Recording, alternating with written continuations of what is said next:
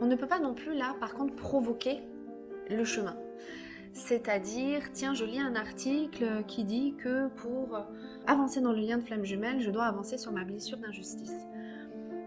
Est-ce que vous ressentez de l'injustice ? Bonjour à tous. Bonjour. Le chemin de vérité dans ce parcours de flamme jumelle. Alors, pour commencer, ce chemin de vérité, est-ce que quelque part on est légitime? Est-ce qu'on fait semblant?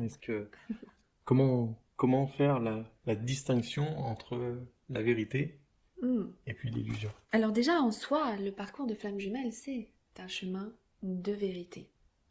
Pourquoi ? Parce que c'est un véritable processus qui nous oblige à regarder, qu'on le veuille ou non, la vérité qu'il y a en nous. Quand on est flamme jumelle, on a du mal à ne pas être dans un parcours de vérité. C'est peut-être d'ailleurs un trait particulier des flammes jumelles, c'est qu'on a ce besoin d'authenticité. Alors, quand on est flamme jumelle, mais c'est vraiment aussi quelque chose qu'on peut percevoir chez des personnes qui ne se reconnaissent pas dans le parcours de flamme jumelle. C'est-à-dire que dès qu'on rentre dans une démarche de vouloir savoir qui on est, dans une démarche de vouloir sortir de certaines croyances qui ne nous conviennent pas ou de la vie qui ne nous convient pas, commence alors cette quête de la vérité. Et particulièrement ce processus de flamme jumelle qui est un processus spirituel, qui est un processus de transformation, nous amène de fait, il est vrai, à faire un peu le tri entre ce qui nous semble, ce que nous ressentons vrai, de ce qui finalement était une illusion, était un voile porté jusque-là. En quoi le chemin vers la spiritualité amène à ce chemin, cette quête de vérité? Eh bien, quand on touche ce qu'il y a de plus profond en soi et qui est connecté à plus grand que soi, quand on est en train de toucher cette vérité qui parfois est difficile à reconnaître et douloureuse parce que on a certaines habitudes, on a des conditionnements, on a des croyances déjà, on a une vision de la vie qui fait que on n'est pas de fait connecté à cette nature profonde. Pour autant, cette nature profonde, à un moment donné, pour une raison ou pour une autre, et dans le lien de flamme jumelle, souvent, c'est parce qu'on a eu cette rencontre avec son jumeau, mais pas que, il y a plein de situations qui font que, à un moment donné, ce réveil, cet éveil à ce qu'il y a au plus profond de nous, à notre essence profonde, à notre âme, à notre divinité, à notre conscience, enfin, chacun va l'appeler différemment, eh bien, va nous permettre tout d'un coup de lever déjà un premier voile, peut-être plusieurs, pour se rendre compte que peut-être qu'on n'est pas à l'endroit où on devrait être, peut-être qu'on n'est pas la personne qu'on ressent finalement au plus profond de soi, et on commence du coup à toucher à cette vérité, tout en même temps qu'on touche, eh bien, les voiles qui étaient mises en place jusque-là. Du coup, ce dont tu parles, c'est une vérité qui nous est propre. Ce n'est pas forcément une vérité de normes universelles. C'est-à-dire qu'on touche à notre propre vérité. Et moi, la question que ça m'amène, c'est comment faire la distinction, le discernement entre la vérité qui nous semble à nous être ou celle qui est imposée par la norme. Comment savoir suivre quelle est, quelque part, la vraie vérité? La vraie vérité, c'est celle qui nous amène le plus de joie. Mais c'est vrai que quand on est dans dans les conditionnements, dans les illusions, dans le regard des autres, qui est un regard bienveillant. Bien souvent, les personnes qui sont autour de nous, quand ils commencent à sentir qu'on est en train de changer, qu'on est en train de commencer à voir les choses différemment, s'alertent un petit peu de ça, mais bien souvent par bienveillance, même si parfois c'est aussi parce que ça leur renvoie à eux aussi certaines choses qui n'est pas forcément évidente pour tous. Mais au-delà de cette volonté bienveillante, c'est parfois aussi à travers ce regard eh bien qu'on va se confronter justement à ce ressenti intérieur où on va sentir que, bah ouais, mais vous avez beau me renvoyer ça, que je sens au fond de moi, c'est plus fort que ça et, et c'est comme si je n'avais pas le choix, c'est comme si ça ne pouvait pas être autrement. Et il y a vraiment quelque chose qui s'impose en soi et qui met un certain mouvement en place. D'accord, donc si je comprends bien ce que tu dis, euh, c'est que on ressent une vérité ou on ressent le chemin sur lequel on doit aller. Pour autant, on peut avoir autour de soi des personnes qui sont bienveillantes, qui vont y mettre un peu un frein et quelque part il faut les écouter, il faut les entendre tout du moins. Mais pour autant, il faut quand même arriver à voir si ce qu'on ressent Mhm. très profondément est finalement beaucoup plus important à notre avis que le chemin de la norme. Tout à fait. Et c'est pour ça que c'est un véritable... Alors, on parle de chemin de vérité, c'est-à-dire que c'est un parcours qui va vers la vérité. Au fur et à mesure, on rencontre cette vérité davantage et elle devient de plus en plus claire. Elle se confronte à la vie, elle se confronte aux gens, aux situations. Ça peut être aussi le travail, c'est aussi un lieu par rapport à ça. C'est-à-dire que à force d'être dans des travails qui ne nous conviennent pas, bah, il devient peut-être plus en plus clair au fur et à mesure de ces expériences que ça n'est pas finalement la place qui convient. Et c'est parfois en rencontrant toutes ces personnes, toutes ces situations un petit peu confrontantes, justement, que va se confronter de plus en plus eh bien, cet élan, cette vérité qui est là et qui, de toute façon, ne va vouloir que prendre de plus en plus et de plus en plus de place. Et c'est là où ce que je voulais préciser, c'est que on ne peut pas biaiser ce processus-là. C'est-à-dire que on voudrait parfois que ça soit autre chose, parce qu'on veut pas faire du mal aux autres, parce que c'est difficile aussi de se confronter au fait qu'on n'est pas dans la norme, de se confronter que on ne va pas répondre à ceci ou cela et que on va peut-être être le vilain petit canard. Et, et on aimerait, on aimerait être dans le moule, on aimerait pouvoir répondre aux attentes des gens qui nous sont chers. Mais pour autant, cet appel-là, il a un chemin, il a une direction. Et cette direction, quand on commence, enfin tout du moins quand on commence, quand c'est là. Et on n'a pas beaucoup de possibilités, j'ai envie de dire, que d'écouter cet élan-là. Ne serait-ce que par rapport au chemin de flamme jumelle, qui est un chemin quelque part de quête de vérité, de sa vérité. Exactement. C'est vrai que, tout du moins par rapport aux personnes qu'on rencontre, c'est comme s'il y avait vraiment un chemin défini, tracé. On peut essayer de le biaiser, on peut essayer de le contourner, on peut essayer de le diminuer, on peut essayer. Mais les résultats, c'est qu'à un moment donné ou un autre, ce chemin-là de vérité se représente. Moi, dans mon parcours à moi, ma quête de vérité a été, j'ai envie de dire, semée de conflits avec les personnes qui m'entouraient. C'est-à-dire, j'ai toujours eu du mal à, à être inscrit dans une norme. C'est-à-dire, et en plus de ça, j'ai souvent porté justement ma vérité comme étendard, alors avec certainement toute ma personnalité autour, mais en tout cas, j'ai toujours eu ce réflexe de euh, croire d'abord ce que je ressentais moi profondément, et plutôt de tester un petit peu la vérité des autres, même si j'ai toujours respecté ce que les autres pensaient, mais en tout cas, j'en prenais pas forcément acte. J'ai été beaucoup dans mon écoute propre plutôt que dans un chemin de normes. Bon, après, ça n'évite pas de faire des erreurs, mais en tout cas, voilà, ça a été un petit peu mon parcours. Mhm. Moi, c'est vrai que par rapport à ce chemin de vérité, qui s'est présenté par contre là rapidement dans ma vie, ça m'a aussi par contre beaucoup confrontée à ma volonté obstinée de vouloir absolument répondre à certaines normes j'avais vraiment le cul entre deux chaises parce que je sentais vraiment qu'il y avait quelque chose en moi. On disait que j'étais originale, on disait que j'étais bizarre. Et j'aimais bien finalement être un petit peu ça, mais tout en même temps que j'avais envie d'être comme mon entourage, j'avais envie de répondre aux attentes des uns et des autres.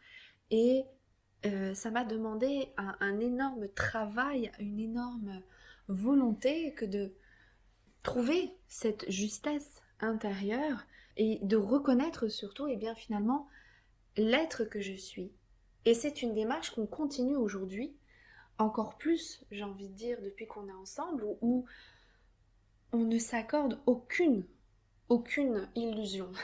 C'est vraiment quelque chose même de qu'on qu'on n'a pas fait exprès de le mettre en Oui, place ainsi. oui. Mais il est vrai que dès qu'il y a la moindre pointe de quelque chose qu'on sent qui n'est pas juste, qu'on sent qui n'est pas vrai, qu'on sent que ça répond à l'ego, qu'on sent que ça répond à quelque chose, directement l'autre va le pointer et on va naturellement essayer d'amener justement une vérité dans ce qui se passe. En fait, ce qu'on a pointé en étant ensemble, c'est que si on n'est pas dans ce chemin de vérité ensemble, eh bien, tout de suite, ça va ramener les conflits, ça va ramener les peurs, ça va ramener les doutes, ça va ramener les difficultés.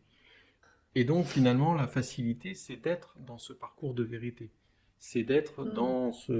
dans cet échange, dans cette recherche, dans cette quête de vérité, pour pouvoir braver les épreuves, j'ai envie de dire, de flammes jumelles, de la meilleure façon qui soit.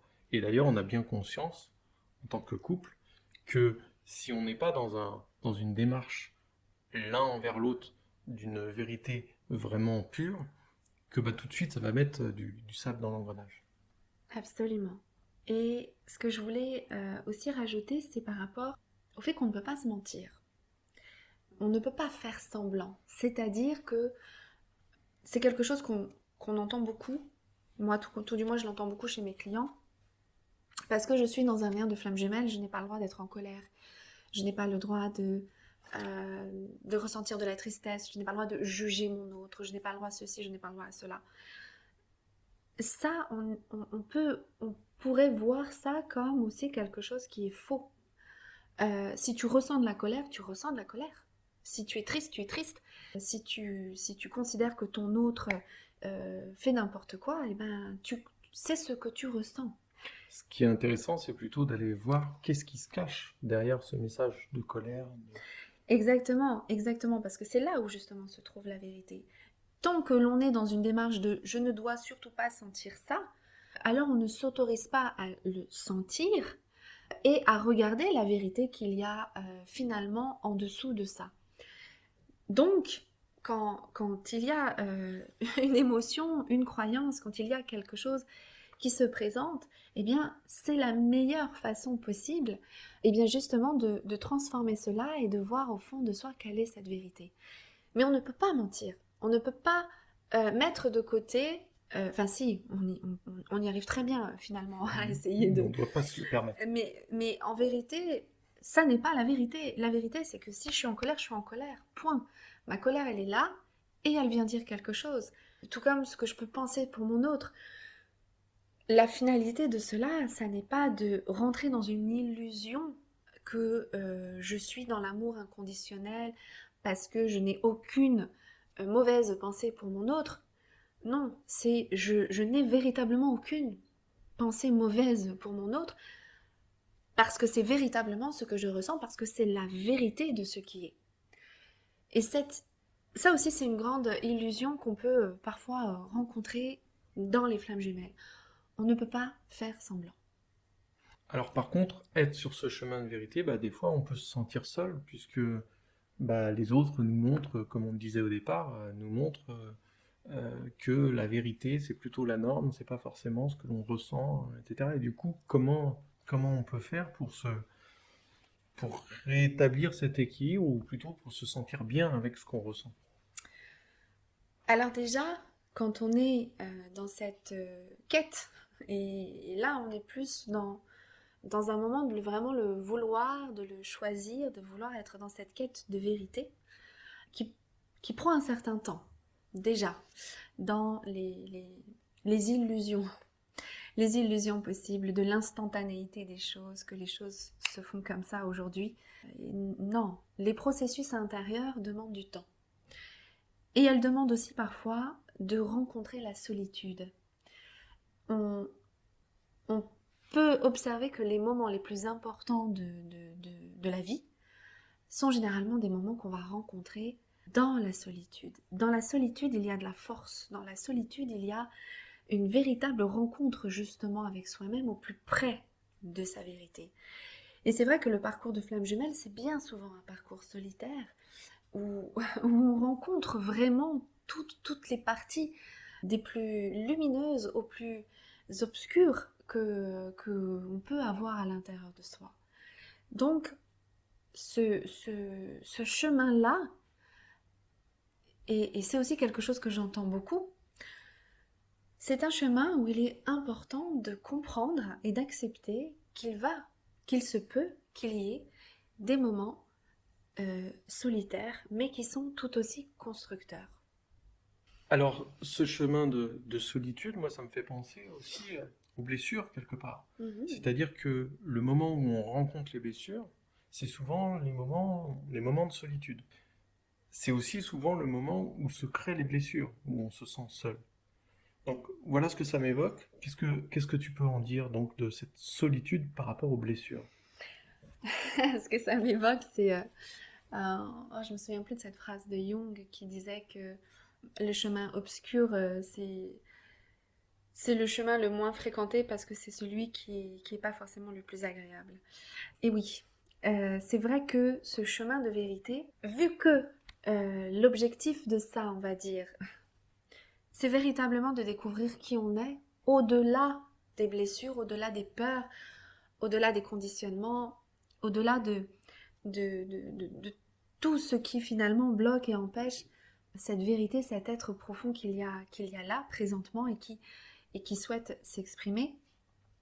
Eh bien, c'est vrai que quand on est seul, eh bien, parfois on n'a pas le choix que de rencontrer ces blessures-là, que de rencontrer ces moments désagréables. Et c'est une des raisons aussi pour lesquelles c'est plus difficile de vouloir accepter cette solitude, parce que elle nous ramène de fait à toucher ces blessures.